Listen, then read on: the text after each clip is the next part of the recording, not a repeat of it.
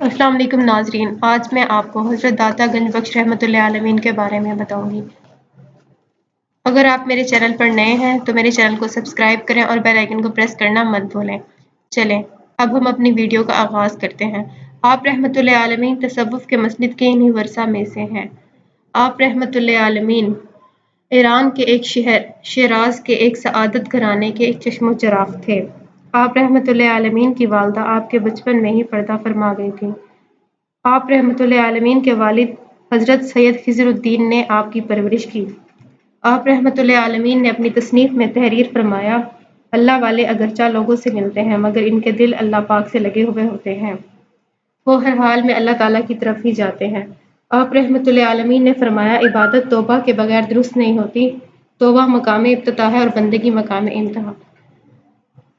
चलें यहाँ हम अपनी वीडियो का इख्तिताम करते हैं। हमारी वीडियो को लाइक करें, कमेंट करें और बेल आइकन को प्रेस करना मत भूलें। अल्लाह हाफ़िज़।